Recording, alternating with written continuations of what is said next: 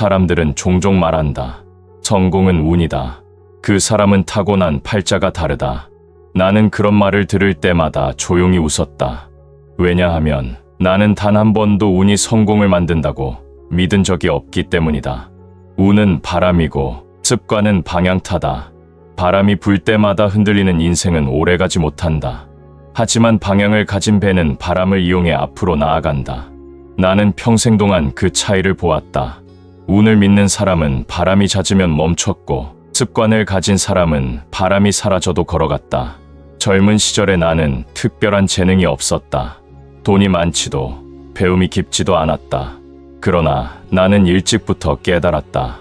사람의 인생을 바꾸는 건 한순간의 결심이 아니라 매일의 질서였다. 그래서 나는 하루를 계산했다. 언제 일어나고, 언제 회의를 시작하고, 언제 생각을 정리할지 정해두었다. 그 질서가 나의 평안이었고, 그 평안이 나의 추진력이었다. 많은 사람들은 성장을 열정이라 착각한다. 그러나 나는 말한다. 열정은 불꽃이고 습관은 불씨다. 불꽃은 타오르지만 오래가지 못하고 불씨는 눈에 보이지 않아도 끝내 불을 이어간다. 습관이란 보이지 않는 재산이다. 그것은 어떤 위기에도 무너지지 않는다. 나는 회사를 세울 때도 사람을 뽑을 때도 그 사람의 재능보다 습관을 보았다. 그가 매일 같은 시간에 출근하는가? 작은 약속을 잊지 않는가? 감정이 아니라 원칙으로 판단하는가? 그것이 곧 그 사람의 미래였다. 나는 사업의 세계에서 수많은 사람을 보았다. 처음엔 화려한 언변으로 시작하고 끝엔 자신의 감정에 무너지는 사람들. 그들은 운을 믿었고 나는 계산을 믿었다. 세상은 운이 아니라 확률로 움직인다. 확률을 내 편으로 만드는 사람이 결국 성공한다. 그 확률의 이름이 바로 습관이다. 사람은 하루에 수천 번의 선택을 한다. 그 선택의 누적이 곧 인생이다. 그래서 나는 이렇게 말한다. 하루를 다스리지 못하는 사람은 일생을 다스릴 수 없다. 운은 기회를 준다. 하지만 습관은 그 기회를 붙잡을 준비를 시키는 것이다. 많은 젊은이들이 내게 물었다. 회장님, 어떻게 하면 부자가 될 수 있습니까? 나는 언제나 같은 말을 했다. 부자는 돈을 쫓는 사람이 아니라 돈이 흘러들어오는 구조를 만든 사람이다. 그리고 그 구조의 바탕에는 늘 습관의 질서가 있었다. 나는 성실을 믿지 않았다. 대신 정확함을 믿었다. 성실은 의욕이고 정확함은 기준이다. 성실한 사람은 일에 매달리지만 정확한 사람은 일의 중심을 잡는다. 하루에 회의를 할 때 나는 늘 이렇게 물었다. 오늘의 일은 어제보다 더 단단한가? 그 질문 하나로 사람의 태도를 읽을 수 있었다. 습관이 단단한 사람은 변명하지 않는다. 그는 이미 자신의 기준을 세워두었기 때문이다. 나는 성공을 신앙처럼 말하지 않았다. 그건 누구에게나 올 수 있는 것이 아니다. 다만 준비된 사람에게만 기회가 오래 머문다. 나는 그 준비를 습관의 설계라 불렀다. 그 설계 없이 성공을 꿈꾸는 건 지도 없이 배를 띄우는 것과 같다. 결국 제자리를 맴돌다 사라진다. 젊은 시절 나는 자주 이런 말을 했다. 운명은 타고나는 것이 아니라 반복으로 만들어진다. 하루를 설계하고 사람을 관찰하고 말을 아껴 쓰고 돈의 흐름을 적어두는 일. 그 모든 반복이 나의 운명을 바꾸었다. 나는 특별하지 않았다. 단지 평범한 습관을 비범한 끈기로 이어갔을 뿐이다. 나는 사업을 경영하며 이런 장면을 수도 없이 봤다. 회사의 위기가 닥쳤을 때 대부분의 사람들은 감정적으로 대응했다. 하지만 나는 감정을 버리고 패턴을 분석했다. 언제 문제가 시작되었는가? 그 원인은 어디서 비롯되었는가? 그런 습관이 회사를 살렸다.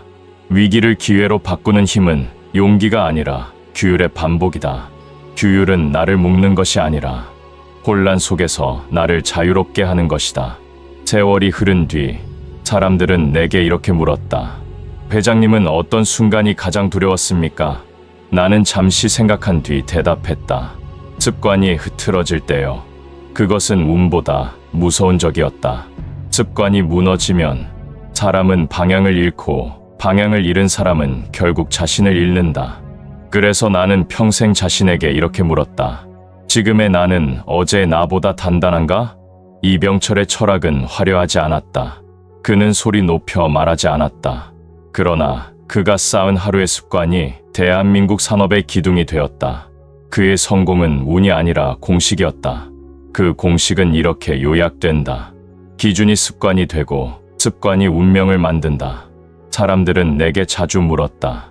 회장님, 어떻게 그렇게 많은 일을 동시에 해내십니까?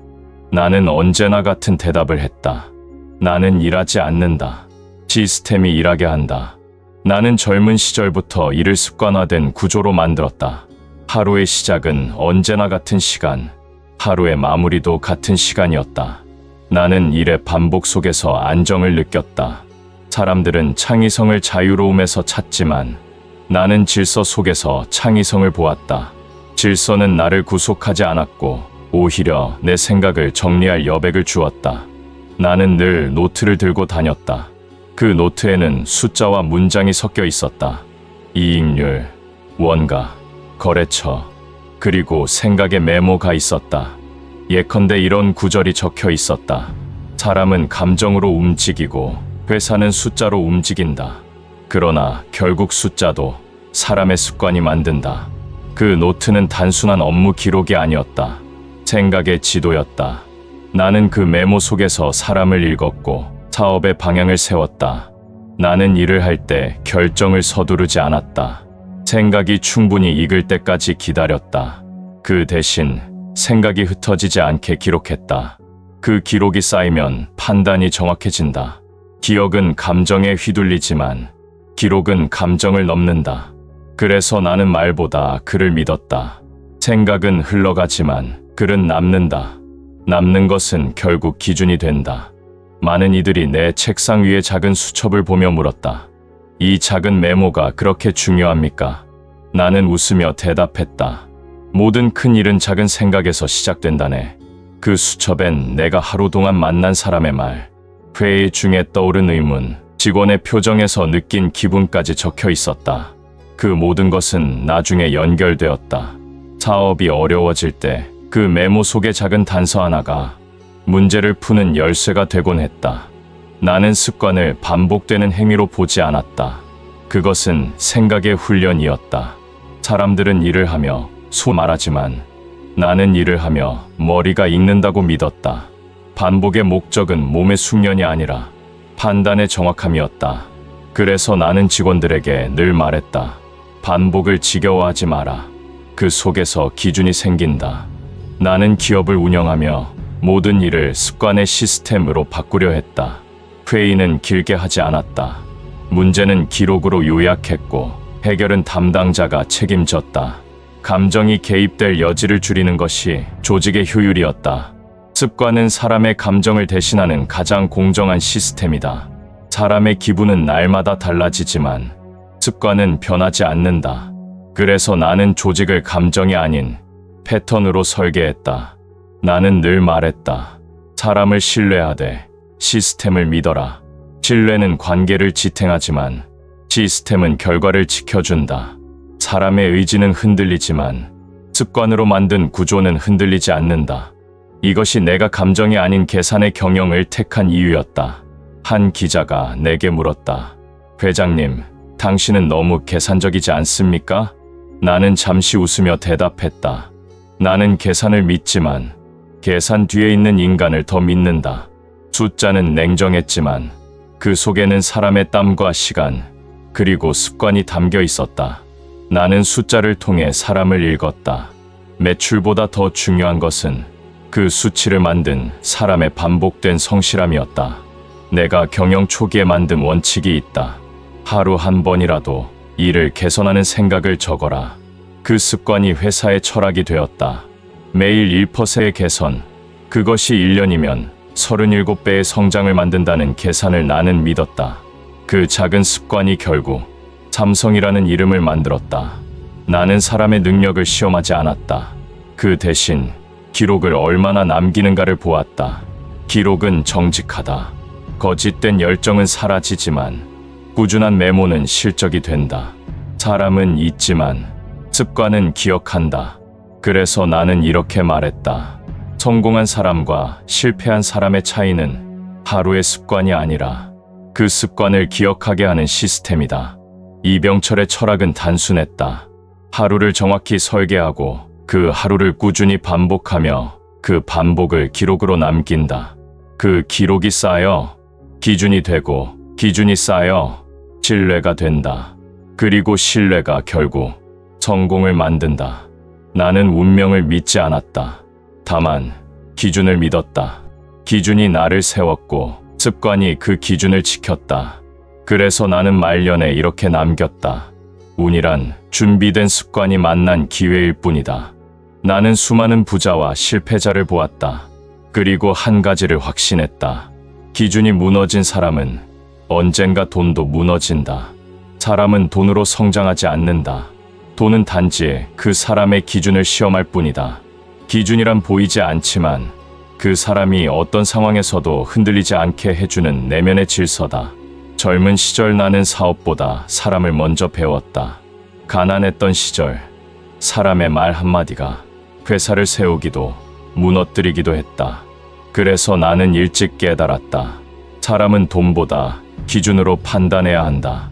그 이후로 나는 회의에서도 계약에서도 이익이 얼마나 남느냐 보다 이 일에 내 기준이 지켜지는가를 먼저 물었다. 그 질문 하나가 내 회사를 그리고 내 인생을 수십 년 동안 지탱시켰다.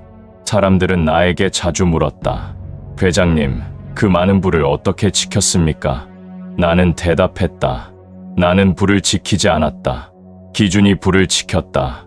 돈은 사람이 만든다. 그러나 기준은 사람을 만든다. 그래서 나는 늘 돈보다 질서를 먼저 세웠다. 돈은 흘러가는 물과 같지만 질서는 그 물길을 정돈하는 둑이었다.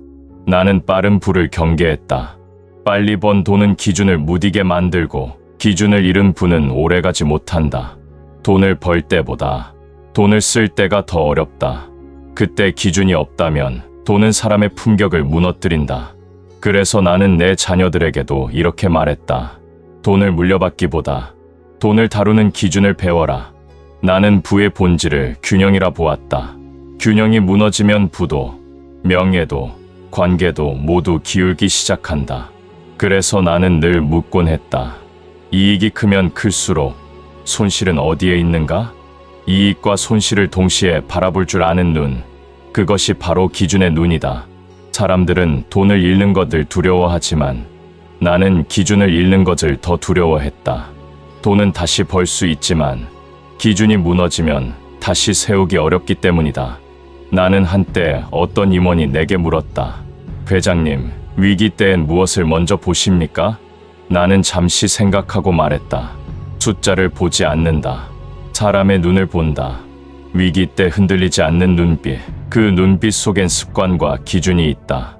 그런 사람은 말이 많지 않다. 조용히 자기 자리를 지키고 결정적 순간에 회사를 살려낸다. 그런 사람을 나는 늘 곁에 두었다. 기준이 있는 사람은 조용하지만 결정의 순간에 강하다. 내가 가장 경계한 것은 감정의 경영이었다. 감정은 판단을 흐리고 기준을 흔든다.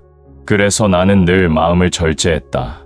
좋은 일이 있어도 들뜨지 않고 나쁜 일이 있어도 흔들리지 않았다. 내가 감정을 숨긴 것이 아니라 감정보다 기준을 앞세운 것이다. 감정으로 회사를 세울 수는 없다. 기준으로만 회사를 지킬 수 있다. 나는 회사를 질서의 공동체라 생각했다. 그 질서의 핵심은 신뢰였다. 신뢰는 돈으로 살 수 없다. 그것은 반복된 기준에서만 태어난다. 약속을 어기지 않는 습관, 말보다 행동을 먼저 하는 습관, 그것이 곧 회사의 신뢰를 만들었다. 그래서 나는 항상 말했다. 신뢰는 재산보다 크고 기준은 신뢰보다 오래간다. 세월이 흘러 나이가 들수록 나는 점점 품격이라는 단어를 자주 떠올렸다. 품격 부의 결과가 아니다. 기준의 누적이다. 품격 있는 사람은 부를 지배하지만 품격 없는 사람은 부에 지배당한다. 나는 그 차이를 수없이 보았다. 많은 이들이 내게 물었다. 회장님, 성공이란 무엇입니까? 나는 이렇게 대답했다. 성공은 남보다 높이 오르는 것이 아니라 기준을 잃지 않고 끝까지 서 있는 것이다. 세상은 빠르게 변한다. 기술이 바뀌고 시장이 바뀌고 사람의 생각도 바뀐다. 그러나 기준은 바뀌어선 안 된다. 기준이 변하는 순간 그 사람의 중심도 함께 흔들린다. 그래서 나는 평생 그 기준을 붙들었다. 나는 세상을 이렇게 정의했다. 돈은 숫자로 세지만 인생은 기준으로 세야 한다. 사람의 진짜 가치는 재산이 아니라 그가 세운 원칙의 두께로 드러난다. 불을 잃은 사람은 다시 일어설 수 있지만 기준을 잃은 사람은 더 이상 자신을 세울 수 없다. 이병철의 철학은 화려하지 않았다. 그는 운명을 말하지 않았고 행운을 기대하지도 않았다. 그 대신 한 줄의 문장을 남겼다. 돈을 쫓으면 불안해지고 기준을 지키면 자유로워진다. 그는 평생 이 말을 지키며 살았다. 나는 젊었을 때는 말로 설득하려 했다. 하지만 나이가 들면서 깨달았다. 진짜 설득은 말로 하는 것이 아니라 존재로 하는 것이다. 사람은 귀로 듣기보다 눈으로 배운다.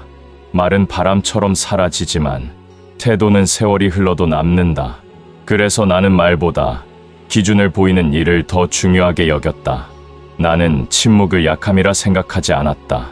침묵은 감정의 절제가 아니라 판단의 공간이었다.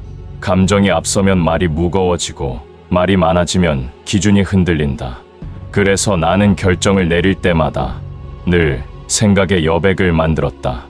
회의 중에도 격한 논쟁 속에서도 나는 종종 아무 말도 하지 않았다. 그 순간 사람들은 불안해했다. 하지만 그 침묵은 나의 무기였다. 침묵이란 내면의 소음을 정리하는 시간이다. 그 시간이 지나야 진짜 결정을 내릴 수 있었다. 나는 사람의 능력보다 침착함을 더 높게 평가했다. 위기 상황에서 소리를 지르는 사람은 많다. 그러나 아무 말 없이 조용히 문제를 분석하는 사람은 드물다. 그런 사람은 위기를 흔들림 없이 통과한다. 그가 바로 조용한 강자다. 나는 늘 그런 사람을 찾았다.